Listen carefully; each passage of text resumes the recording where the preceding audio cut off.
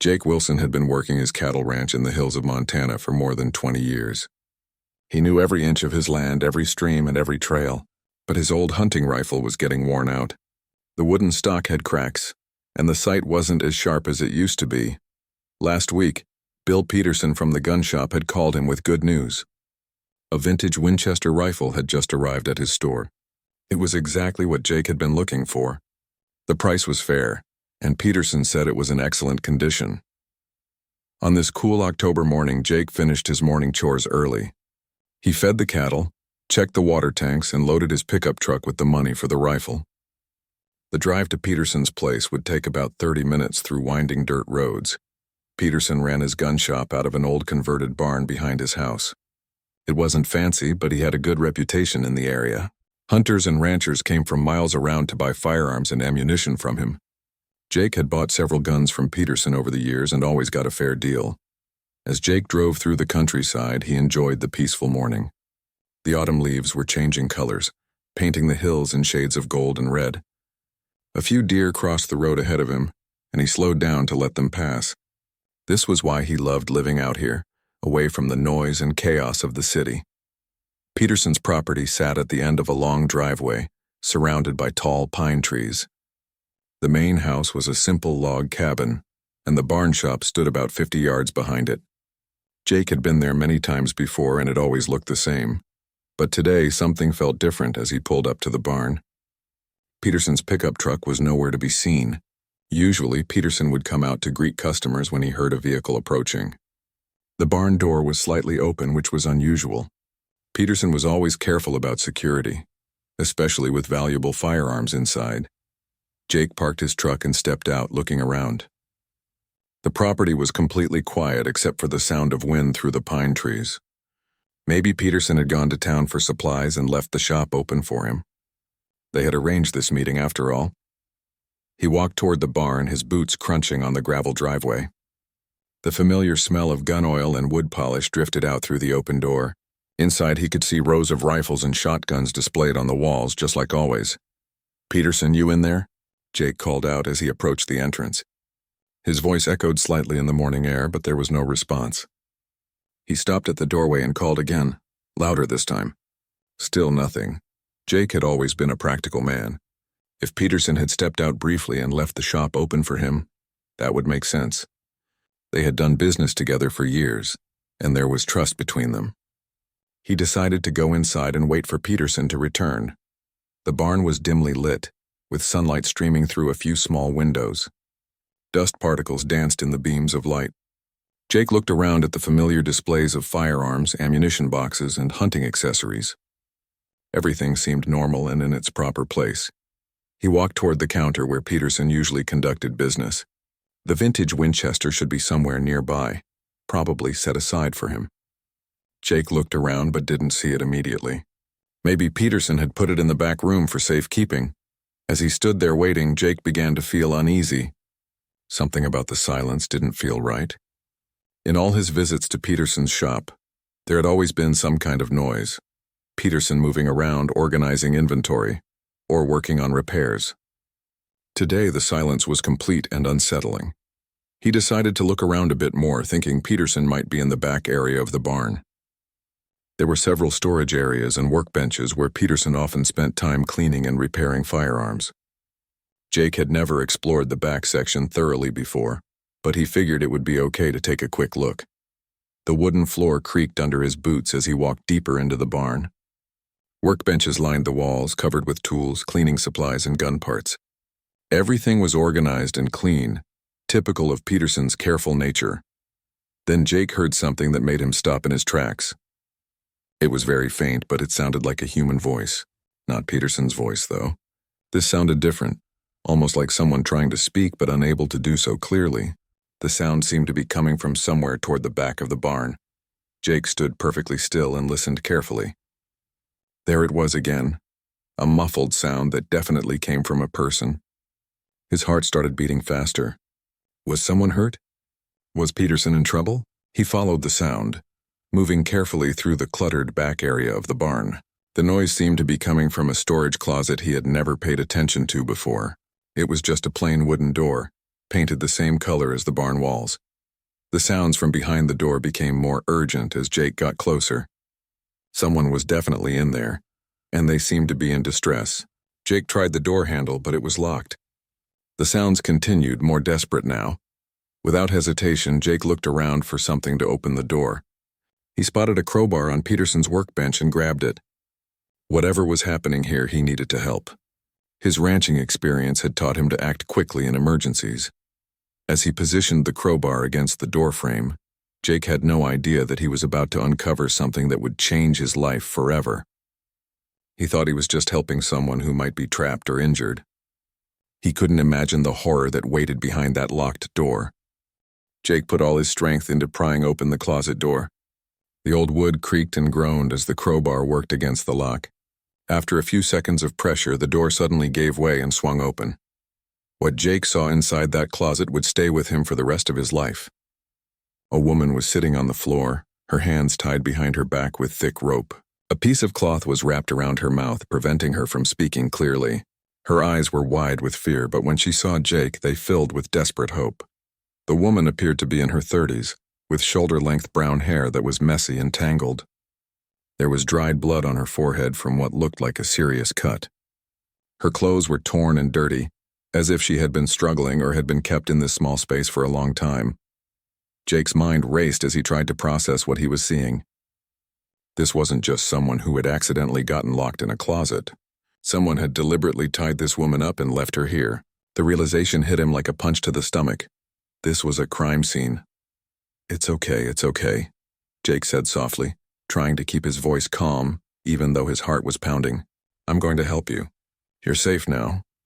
He quickly knelt down beside the woman and began working on the rope around her wrists. The knots were tight and complicated, clearly tied by someone who knew what they were doing. Jake's fingers worked as fast as they could, but the rope was thick and difficult to untie. The woman was making urgent sounds behind the gag, trying to communicate something important. Her eyes kept darting toward the barn entrance, and Jake realized she might be trying to warn him about something or someone. Is there someone else here? Jake asked as he continued working on the ropes. The woman nodded frantically and made more muffled sounds. Jake understood that she was trying to tell him they might be in danger. Finally, the ropes came loose and the woman's hands were free. She immediately reached up and pulled the gag from her mouth, gasping for air. Her first words came out as a whisper, her throat obviously sore from being gagged for so long.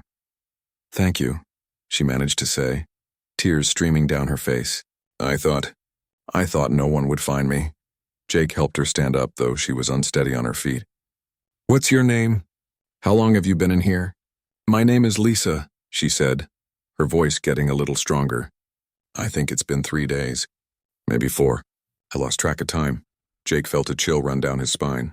3 or 4 days locked in this tiny closet was unthinkable. Who did this to you? Was it Peterson? Lisa nodded, fear returning to her eyes at the mention of the name. He seemed so normal at first. I just stopped to ask about buying a truck he had for sale. I saw the sign by the road. We need to get you out of here right now, Jake said, looking toward the barn entrance. Can you walk? Lisa tested her legs and nodded. I think so, but he said he would be back today. He might come back any minute. Jake's protective instincts kicked in. He had to get this woman to safety and call for help immediately. But his cell phone often didn't get good signal out here in the remote area. He would need to get closer to the main road or find Peterson's landline phone. Listen to me carefully, Jake said, putting a steady hand on Lisa's shoulder. We're going to walk out of here together and get in my truck. I'm going to drive you somewhere safe and call the police. As they moved toward the front of the barn, Lisa told him more about what had happened. She had been driving through the area when she saw Peterson's hand-painted sign advertising an old pickup truck for sale. She needed a reliable work vehicle and thought it might be worth looking at. When she knocked on Peterson's door, he seemed friendly and helpful. He showed her the truck and they talked about the price. But when she said she needed to think about it and started walking back to her car, everything changed. He hit me from behind with something heavy, Lisa explained as they reached Jake's truck. When I woke up, I was tied up in that closet. He said he was going to sell me to some people he knew. Jake felt sick to his stomach. This wasn't just a random attack. It sounded like Peterson was involved in something much more serious and dangerous. Human trafficking was something Jake had only heard about on the news, but now he was face to face with a victim. He helped Lisa into the passenger seat of his truck and quickly got behind the wheel. As he started the engine, he kept looking in his mirrors, worried that Peterson might return at any moment. The gravel road seemed longer than usual as they drove away from the property. "Did he hurt you in any other ways?" Jake asked gently, not wanting to upset Lisa further but needing to know how serious her injuries were. "Mostly just the cut on my head from when he hit me," Lisa replied. "He gave me a little bit of water each day, but no food. I was getting so weak." Jake reached for his cell phone and checked the signal. Still nothing. They would need to get closer to town before he could call for help. But he wanted to make sure Lisa got medical attention as soon as possible. "There's a hospital about 20 minutes from here," Jake said. "We'll go straight there and I'll call the police from the hospital." Lisa nodded and closed her eyes, finally allowing herself to believe that she was really safe. "I kept hoping someone would come to the shop. I tried to make noise whenever I heard anything, but no one ever came close enough to hear me." "You're incredibly brave," Jake told her. "Most people wouldn't have survived what you went through." As they drove toward town, Jake's mind was racing with questions. How long had Peterson been doing this? Were there other victims? How had Peterson seemed so normal all these years while apparently being involved in something so terrible? One thing was certain. Lisa's nightmare was over, but Peterson's crimes were just beginning to come to light. Jake knew that what they had discovered in that closet was going to change everything for everyone involved. The drive to town felt like the longest 20 minutes of Jake's life. He kept checking his rearview mirror, half expecting to see Peterson's truck racing after them. Lisa sat quietly in the passenger seat, occasionally looking over her shoulder with the same worried expression. As they got closer to the main highway, Jake's cell phone finally picked up a signal. He immediately pulled over at a gas station and called 911, his hands shaking slightly as he dialed. 911, what's your emergency?" the dispatcher asked. "I need police and an ambulance," Jake said, trying to keep his voice steady. "I just rescued a woman who was being held captive. She's been tied up for several days and needs medical attention." The dispatcher asked for their location and told them to stay at the gas station. Jake gave Lisa some water from a bottle he kept in his truck, and she drank it gratefully. Her color was starting to return, but she still looked weak and shaken. "The police are going to want to know everything that happened," Jake told her. "Are you ready to talk to them?" Lisa nodded, though her hands were still trembling. "I want Peterson to pay for what he did, and I'm worried there might be other people he's hurt." Within 10 minutes, 2 police cars and an ambulance arrived at the gas station. The paramedics immediately began checking Lisa's vital signs and cleaning the wound on her forehead. The cut wasn't as deep as it had looked, but it would definitely need stitches. Detective Maria Rodriguez introduced herself to Jake and Lisa. She was a serious woman in her 40s with kind eyes that made Lisa feel more comfortable about sharing her story. "Can you tell me exactly what happened?"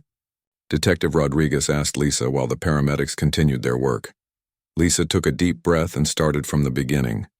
She explained that she was a traveling nurse who worked temporary assignments at different hospitals. She had been driving through the area when she saw Peterson's sign advertising a truck for sale. "I knocked on his door around noon 3 days ago," Lisa said. "He seemed really nice at first. We looked at the truck together and he told me all about its history. Then I said I wanted to think about the purchase and maybe come back later." "What happened next?" the detective asked, taking notes. "I was walking back to my car when something hit me hard on the back of my head. The next thing I remember, I was waking up in that tiny closet with my hands tied and a gag in my mouth." Lisa went on to describe the terrible 3 days she had spent locked in the closet. Peterson had come to check on her twice a day, giving her just enough water to keep her alive but no food. He told her that he had buyers who were interested in purchasing her. "He said he had done this before," Lisa continued, her voice getting stronger as she spoke. "He talked about other women like it was just a business to him. He said the remote location was perfect because no one ever bothered him out there." Detective Rodriguez exchanged a concerned look with Jake. This wasn't just a single crime. It sounded like Peterson might be part of a larger criminal operation. The paramedics finished treating Lisa's head wound and recommended that she go to the hospital for a complete examination and overnight observation. She was dehydrated and had lost weight during her captivity.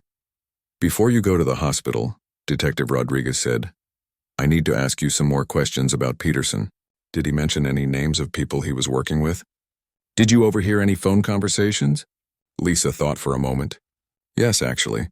On the second day, I heard him talking to someone on the phone. He kept saying things like, the merchandise is ready and, when can you pick up? It was like he was talking about selling a car or something, but I knew he was talking about me. Did you hear any names during these conversations? No specific names, but he mentioned something about a delivery schedule. He said something about the usual pickup spot and that everything would be ready by the weekend. This information made Detective Rodriguez even more concerned. It sounded like Peterson was part of an organized trafficking network with regular operations and established procedures. Jake listened to all of this with growing anger and disbelief. He had known Peterson for years. They had chatted about weather and local news during his visits to the gun shop.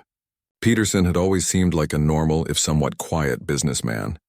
How could I have never noticed anything? Jake asked the detective. I've been buying guns from him for years. He seemed completely normal. That's exactly how these criminals operate, Detective Rodriguez explained. They hide behind legitimate businesses and normal appearances. You saved Lisa's life by showing up when you did. The detective turned back to Lisa. Is there anything else you can remember about Peterson or what he said? Lisa closed her eyes and tried to recall more details. He mentioned that business had been slow lately. Not his gun business, the other business. He seemed worried about money. And he said something about this being his last chance to make enough money to disappear somewhere. This suggested that Peterson might be planning to leave the area soon, which made it urgent for police to find him quickly. As the ambulance prepared to take Lisa to the hospital, Detective Rodriguez assured her that a police officer would stay with her at all times. We're going to catch Peterson, she promised. And we're going to make sure he can never hurt anyone else. Jake gave Lisa his phone number and told her to call if she needed anything. You're the strongest person I've ever met, he told her. What you went through would have broken most people, but you never gave up. Lisa smiled through her tears. Thank you for saving my life. If you hadn't shown up when you did... She didn't finish the sentence, but they all knew what she meant. As the ambulance drove away with Lisa, Jake and Detective Rodriguez began planning the next steps. They needed to search Peterson's property thoroughly and put out an alert for his arrest. But first, they had to make sure he wasn't coming back to the scene where he might destroy evidence or, even worse, hurt someone else. Within an hour, Peterson's property was swarming with law enforcement officers. Detective Rodriguez had called for backup from the state police, and a crime scene investigation team was on their way from the nearest city. Yellow tape surrounded the entire area, and no one was allowed in or out without permission. Jake stayed to help the investigators understand the layout of Peterson's property. He had been there many times over the years and knew where everything was located. As they walked through the barn together, Jake pointed out anything that seemed different from his previous visits.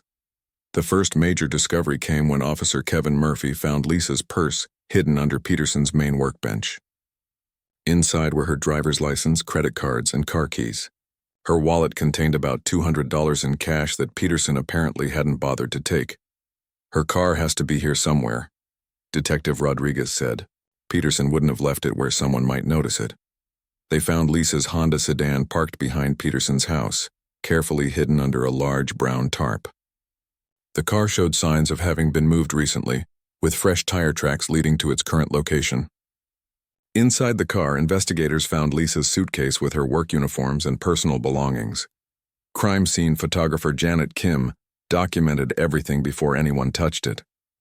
She took hundreds of photos from every possible angle, making sure to capture even the smallest details that might be important later.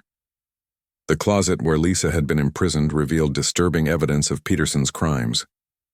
The walls had scratch marks where she had tried to claw her way out. There were also older marks that suggested Lisa wasn't the first person to be held in that tiny space. Look at this, said Detective Rodriguez, pointing to some writing carved into the wooden wall. Someone had scratched the letters "Help Me" deep into the wood, but the carving looked old and weathered. This meant Peterson had been using the closet as a prison for much longer than anyone had imagined. Further investigation of the barn revealed a hidden room behind a false wall. Inside this secret space, officers found items that clearly belonged to other people. Women's jewelry, driver's licenses, and personal items that Peterson had apparently kept as trophies from his victims. The most chilling discovery was a notebook containing detailed records of Peterson's criminal activities. Written in his own handwriting were dates, descriptions of victims, and amounts of money he had received for deliveries. The notebook went back almost 2 years and contained information about at least 8 different women. "This is much bigger than we initially thought," Detective Rodriguez told Jake as they reviewed the evidence. "Peterson wasn't just holding Lisa for ransom. He's been running a trafficking operation for a long time." Jake felt sick as he looked through the notebook. Some entries were marked with a simple X next to them, which everyone feared meant those victims hadn't survived their encounters with Peterson. The investigation team also found Peterson's computer, which contained encrypted files and email communications with unknown individuals. The messages were written in code, but it was clear that Peterson was part of a larger network of criminals involved in human trafficking. Detective Rodriguez immediately contacted the FBI, since human trafficking was a federal crime that often crossed state lines. Special Agent David Chen arrived from the regional FBI office within 3 hours, bringing a team of specialists with him. "Based on what we've found here, Peterson has been operating for at least 2 years," Agent Chen explained to the gathered investigators. "The notebook suggests he's connected to a much larger organization." Meanwhile, a search for Peterson himself was proving difficult. His neighbors reported seeing his pickup truck leave early that morning, around the same time Jake would have been discovering Lisa. This suggested that Peterson might have been watching his property and fled when he realized his crimes had been discovered. Peterson's truck was found abandoned at a rest stop about 50 miles north of his property. The keys were still in the ignition, and there were signs that Peterson had left in a hurry. Food wrappers and empty water bottles suggested he had been driving for several hours before abandoning the vehicle. He probably switched to a different car at the rest stop, Agent Chen concluded after examining the abandoned truck. This was clearly planned as an escape route. Security cameras from the rest stop were being reviewed to see if they captured Peterson meeting with another vehicle or person. The investigation was expanding rapidly as more evidence pointed to Peterson being part of a sophisticated criminal network. Back at Peterson's property, investigators found a hidden safe behind a loose board in the barn wall. Inside the safe were bundles of cash totaling over $30,000, along with false identification documents bearing Peterson's photo but different names. He was definitely planning to disappear, Detective Rodriguez observed. The fake IDs, the cash, the escape route. This wasn't a spur-of-the-moment decision. As evening approached, the investigation team had collected enough evidence to prove that Peterson was guilty of multiple serious crimes. But the most important question remained unanswered. Where was Peterson now, and how many other victims might still be in danger? Agent Chen set up a command center in the barn to coordinate the search efforts.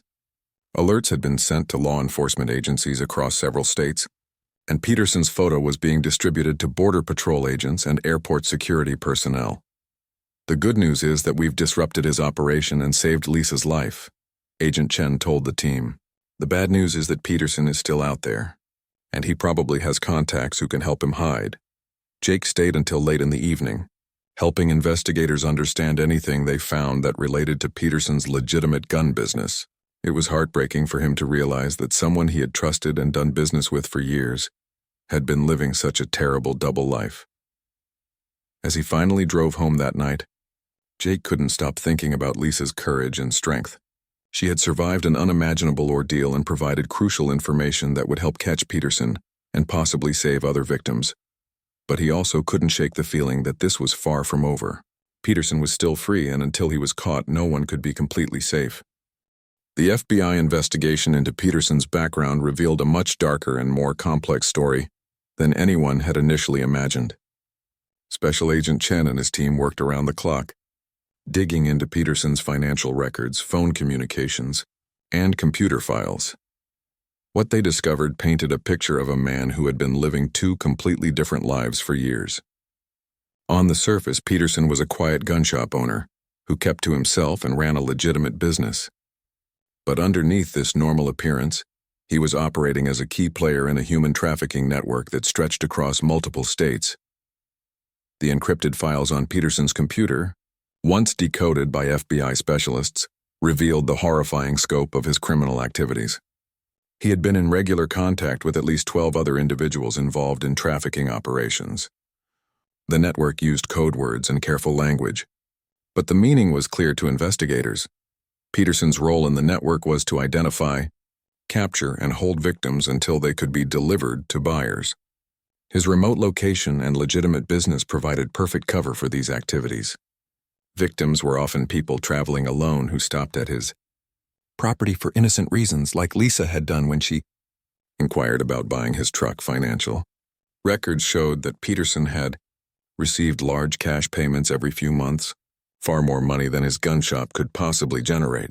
Bank security cameras captured images of Peterson making these deposits, always in amounts just under the limit that would trigger automatic reporting.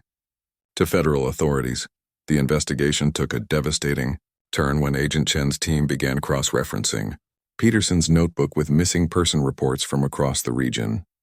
Two names stood out immediately: Jennifer Walsh and Amanda Rodriguez, both young women who had disappeared in the area over the past 8 months. Jennifer had been a college student driving home for spring break when she vanished.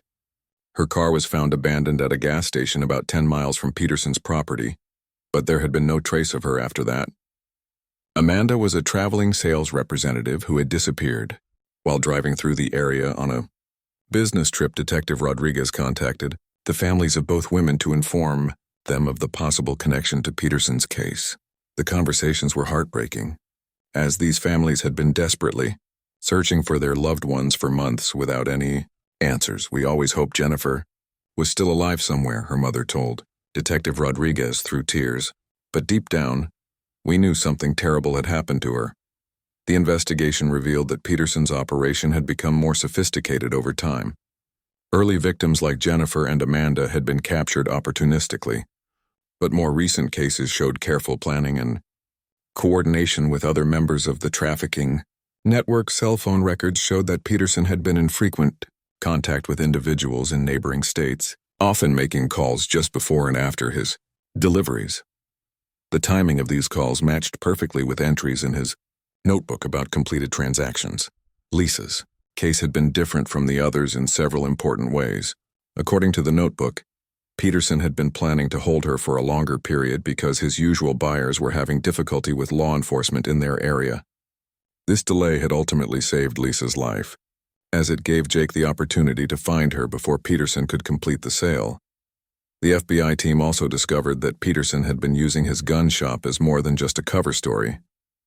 He had been selling firearms illegally to criminal organizations, providing another source of income and strengthening his connections to dangerous people. Agent Chen found evidence of Peterson selling high-powered weapons to individuals who should not have been able to purchase them legally. These sales were conducted in cash and without proper background checks, making them completely untraceable. Peterson wasn't just a trafficker, Agent Chen explained to his team. He was a one-man criminal enterprise involved in multiple illegal activities. The gun sales helped him build relationships with the kind of people who buy trafficked victims. As the investigation deepened, it became clear that Peterson's network extended far beyond what anyone had initially suspected. The FBI identified potential connections to criminal organizations in at least 6 different states, all involved in various forms of human trafficking and illegal weapons sales. The most disturbing discovery came when investigators found Peterson's client list, a carefully maintained record of individuals who had purchased victims from him in the past. The list contained detailed information about each buyer, including their preferences and payment methods. This information was immediately shared with FBI offices across the country, leading to simultaneous investigations in multiple states. Several arrests were made within days, as agents moved quickly to disrupt the entire network before its members could disappear like Peterson had. Lisa's testimony became crucial evidence in these related cases. Her detailed descriptions of Peterson's methods and the things he had said during her captivity provided investigators with valuable insights into how the network operated. Lisa's courage in providing such detailed information is helping us save other victims and catch more criminals, Agent Chen told her during a follow-up interview. Her survival and willingness to speak out is making a real difference. The investigation also revealed that Peterson had been planning to expand his operation. Agents found architectural drawings for modifications to his barn that would have created additional holding spaces for more victims. Bank records showed he had recently made large purchases of construction materials and security equipment. "We stopped this just in time," Detective Rodriguez realized as she reviewed the evidence. Peterson was getting ready to increase his capacity significantly. Who knows how many more people would have suffered if Jake hadn't shown up when he did. As the scope of Peterson's crimes became fully apparent, law enforcement agencies across the region began reviewing old missing person cases with fresh eyes. The FBI set up a special hotline for families who believed their loved ones might have been victims of Peterson's network. The investigation was far from over, but one thing was already clear. Lisa's rescue had exposed a criminal operation that had been destroying lives for years.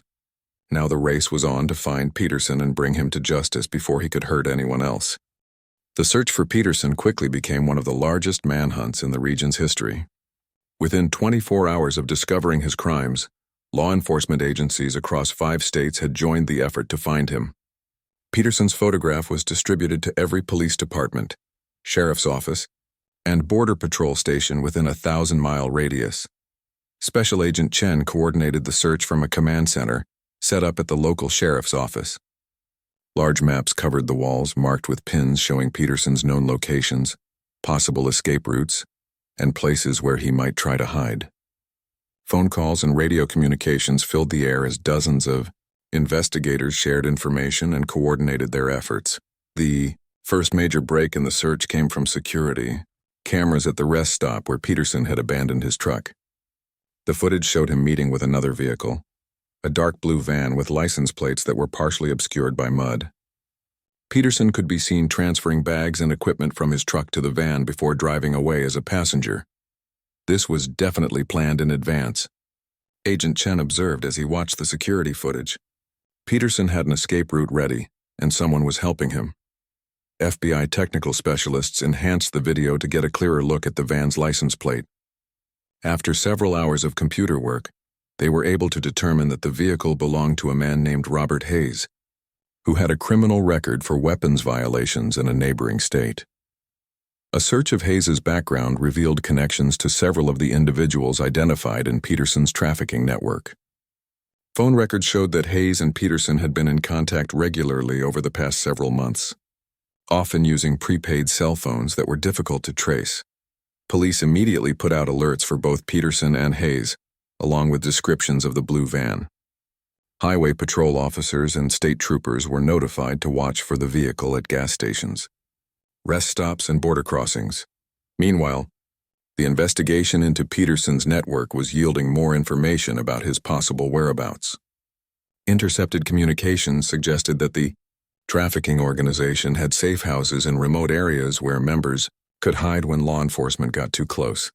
FBI agents raided 3 suspected safe houses simultaneously, hoping to find Peterson or at least gather more information about where he might go. The raids didn't locate Peterson, but they did result in the arrest of 2 other network members and the rescue of another trafficking victim, a young woman who had been held captive for over a week. The rescued woman, who gave her name as Michelle, provided crucial new information about Peterson's plans. She had overheard conversations between her captors about moving operations to Mexico, where they believed they would be safer from American law enforcement. They were talking about crossing the border within a few days, Michelle told investigators. They seemed really worried that their whole operation was falling apart because of what happened with the other woman. She was referring to Lisa, though she didn't know Lisa's name. This information prompted Agent Chen to contact Mexican authorities and request their assistance in watching border crossings. Peterson's photograph and information were shared with Mexican federal police, who agreed to help intercept him if he attempted to enter their country. The manhunt intensified when investigators discovered that Peterson had access to multiple false identities.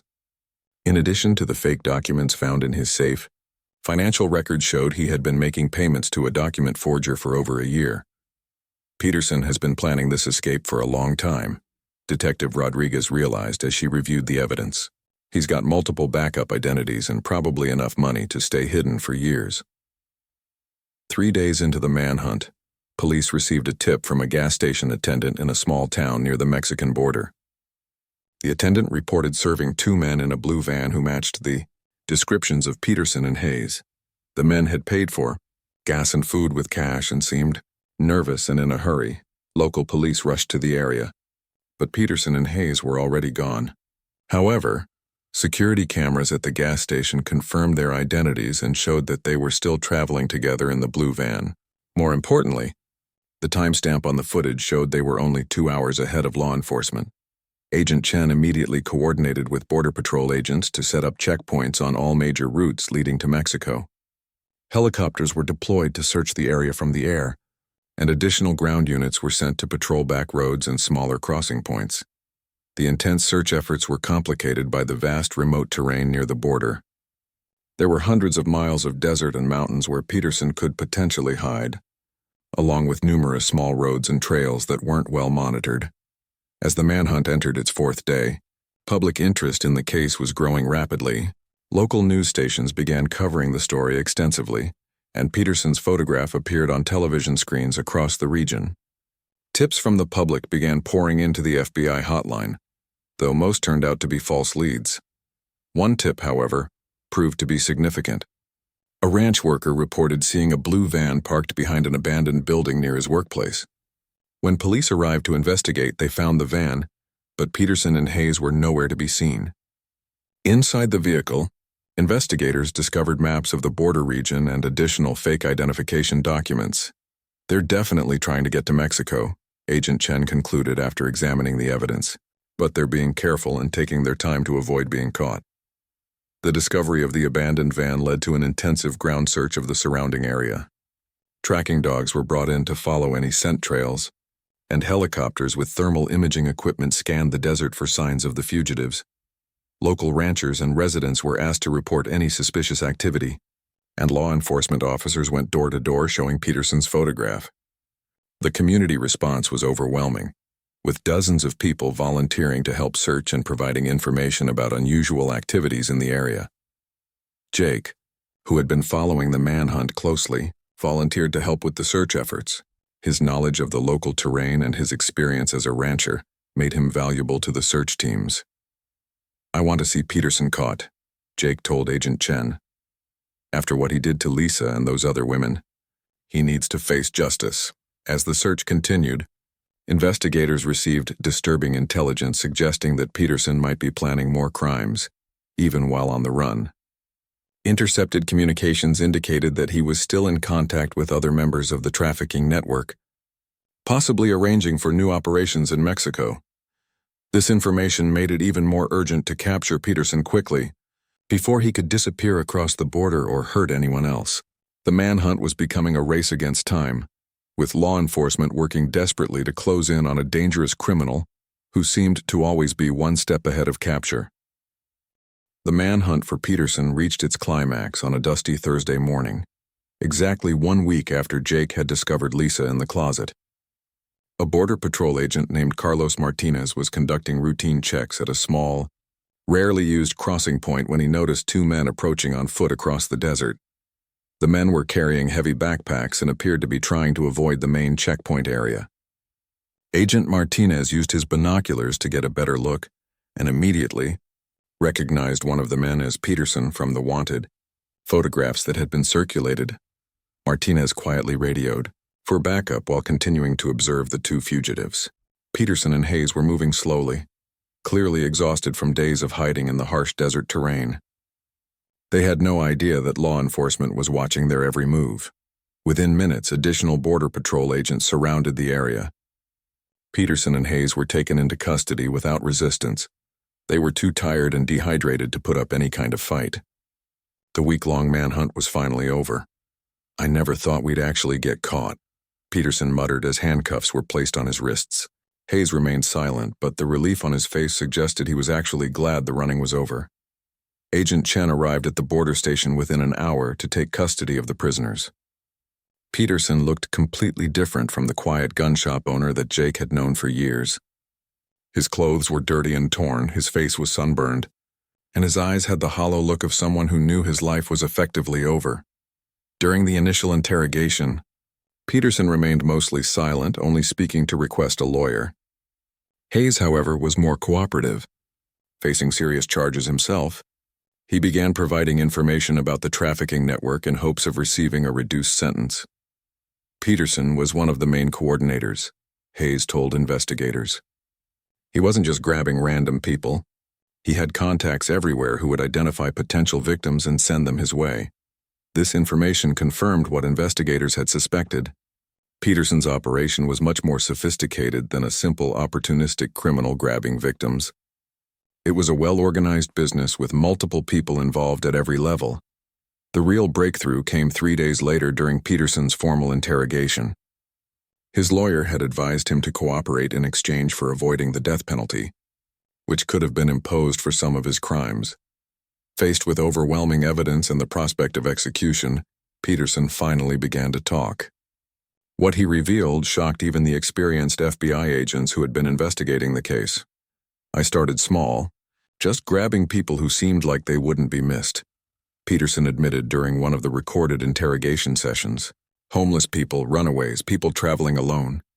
But then I realized there was big money in it if I got organized." Peterson explained how he had gradually built connections with buyers across multiple states and eventually internationally. His gun shop provided the perfect cover, as it gave him legitimate reasons to travel and meet with various contacts.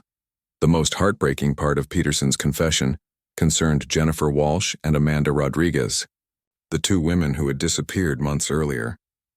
Peterson admitted that he had killed both women when his buyers rejected them for various reasons. "The buyers were very specific about what they wanted," Peterson said coldly, showing no emotion as he described the murders. "If someone didn't meet their requirements, I had to dispose of them." Peterson led investigators to the locations where he had buried both women's bodies. Jennifer's remains were found in a remote area about 30 miles from Peterson's property. Amanda's body was discovered in a different location, buried in a shallow grave near an abandoned mine. The recovery of these victims brought some closure to their families. Though the pain of losing their loved ones would never fully heal, at least now they had answers and could properly lay their daughters to rest. As Peterson continued to cooperate with investigators, the full scope of his criminal network became clear. He provided names, locations, and detailed information about more than 20 other individuals involved in trafficking operations across the country. This information led to coordinated raids in 8 different states, resulting in dozens of arrests and the rescue of several more victims. The entire trafficking network that Peterson had helped build was systematically dismantled by law enforcement. Lisa attended one of Peterson's court hearings, wanting to face the man who had nearly destroyed her life. When Peterson was brought into the courtroom in shackles, she felt a mixture of anger and pity. The man who had seemed so powerful and frightening in that barn closet now looked small and defeated. "I wanted him to see that I survived," Lisa later explained to Jake. "I wanted him to know that his victims are stronger than he ever imagined." During the legal proceedings, additional evidence was presented that showed Peterson had been planning to expand his operation significantly. If Jake hadn't arrived when he did, Peterson might have become one of the largest human traffickers in the region. The judge who presided over Peterson's case called it one of the most disturbing criminal enterprises she had ever encountered. Peterson's complete lack of remorse and the calculated nature of his crimes made it clear that he posed an ongoing danger to society. The defendant treated human beings as merchandise to be bought and sold, Judge Wilson stated during the sentencing hearing. "His crimes represent a level of evil that shocks the conscience and demands the harshest possible punishment." Peterson was ultimately sentenced to life in prison without the possibility of parole on multiple charges, including kidnapping, human trafficking, and 2 counts of murder. Hayes received a 25-year sentence in exchange for his cooperation with the investigation. The successful prosecution of Peterson and the dismantling of his network sent a strong message to other criminals involved in human trafficking. Law enforcement agencies used the case as a training example, showing how a single rescue operation could expose and destroy an entire criminal organization. For Jake, attending Peterson's sentencing provided a sense of closure to the nightmare that had begun with his simple trip to buy a rifle. He sat in the courtroom gallery, thinking about how a routine purchase had led to saving a life and bringing down a major criminal enterprise. But even as justice was served, Jake knew that the fight against human trafficking was far from over. Peterson's network had been destroyed, but other criminals were surely out there preying on innocent people in similar ways. 6 months after Peterson's sentencing, Lisa sat in a coffee shop in downtown Denver, looking healthier and stronger than she had since her ordeal. The physical wounds had healed completely, but the emotional recovery had been a longer and more difficult journey. She had returned to her work as a traveling nurse, though she now took extra precautions when driving alone and staying in unfamiliar places. The experience had changed her in fundamental ways, making her more cautious but also more determined to help other people who had suffered trauma. "I could have let what happened to me destroy my life," Lisa reflected during an interview with a local journalist. "But I decided that the best way to honor the other victims, especially Jennifer and Amanda, who didn't survive, was to use my experience to help prevent this from happening to others." Lisa had become a vocal advocate for human trafficking awareness, particularly in rural communities where victims were often isolated and vulnerable. She spoke at conferences, trained law enforcement officers, and worked with nonprofit organizations to educate people about the warning signs of trafficking. Her presentations were powerful and emotional, but always focused on practical information that could save lives. She taught people how to recognize potentially dangerous situations, how to report suspicious activities, and how to support survivors of trafficking. "Most people think human trafficking only happens in big cities or foreign countries," Lisa explained to audiences. "But the truth is that it can happen anywhere, in small towns, rural areas, and even in places where everyone thinks they know everyone else." Jake continued to operate his ranch, but he also became involved in supporting Lisa's advocacy work. He spoke at several events about the importance of paying attention to what's happening in your community and not assuming that people you know are exactly who they appear to be. "I knew Peterson for years and never suspected anything," Jake would tell audiences. "That taught me that we all need to be more aware of what's going on around us. If something seems wrong, it probably is." The case had a lasting impact on the local community as well. The Sheriff's Department instituted new training programs for recognizing signs of human trafficking, and local businesses were educated about how to spot and report suspicious activities. Peterson's former property was eventually sold to a family who demolished the barn and built a new home on the site. Before the demolition, Lisa visited the property one final time, wanting to see the place where she had nearly lost her life. Standing outside the barn where she had been imprisoned, Lisa felt a complex mixture of emotions. There was still some fear and trauma associated with the place, but there was also a sense of triumph and closure. "This building was supposed to be the end of my story," she said as she looked at the barn. "But instead, it became the beginning of something much more important. My mission, to help other people and prevent this from happening again." The FBI used the Peterson case to improve their training programs and investigative techniques for human trafficking cases. Agent Chen, who had led the investigation, was promoted and now oversees a specialized unit that focuses specifically on trafficking crimes in rural areas. Lisa's rescue and her subsequent advocacy work have probably prevented dozens of other people from becoming victims, Agent Chen observed. Her courage didn't end when Jake found her in that closet. It was just the beginning. The case also led to important policy changes at both the state and federal level. New laws were passed requiring better coordination between law enforcement agencies when investigating trafficking cases, and additional funding was provided for victim support services. Detective Rodriguez, who had been one of the first investigators on the scene, often used the Peterson case as an example when training new detectives. She emphasized the importance of taking every missing person case seriously and looking for connections that might not be immediately obvious. "We tend to think of human trafficking as something that happens to other people in other places," Rodriguez would tell trainees. "But this case proved that it can happen right in our own backyard, involving people we think we know and trust." 2 years after the case, Jake and Lisa remained close friends. They met regularly for coffee or lunch, and Jake often attended Lisa's speaking events to provide support and share his perspective on the rescue. "Jake saved my life, but in many ways surviving that experience saved mine too," Lisa reflected. It showed me what I was really made of and gave me a purpose that I never would have found otherwise. The families of Jennifer Walsh and Amanda Rodriguez also became involved in advocacy work, establishing a foundation in their daughter's memory to support human trafficking survivors and prevention programs. The foundation worked closely with Lisa and Jake to spread awareness and provide resources for other victims.